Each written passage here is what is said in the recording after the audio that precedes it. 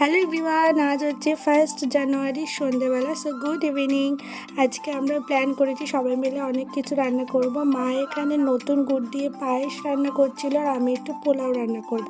তার আগে বাদাম, কাজু বাদাম আর কিশমিশ ভেজে রাখলাম। ঘিয়ের মধ্যে গরম মশলা ফোড়ন দিয়ে আর চালটা তার আগে একটুখানি ম্যারিনেশন করে রেখেছিলাম। গোবিন্দভোগ চালটাকে শুকিয়ে ভালো করে ধুয়ে ওর মধ্যে আদা বাটা আর নুন, হলুদ, মিষ্টি দিয়ে ভালো করে আধ ঘন্টা ম্যারিনেশন করে রেখেছিলাম। তেলের মধ্যে ঘিয়ের মধ্যে গরম মশলা ফোড়ন দিয়ে তেজপাতা দিয়ে ভালো করে পোলাও চালটা ভেজে রাখলাম। আর পাশে একটু পরিমাণ মতন উষ্ণ গরম জল করে ওর মধ্যে জলটা দিয়ে হালকা আছে আমি ঢাকা দিয়ে রেখে দিলাম। তো আমার পোলাও তো বানানো একদম রেডি। দেখো কত সুন্দর ঝুরঝুরে পোলাও হয়েছিল।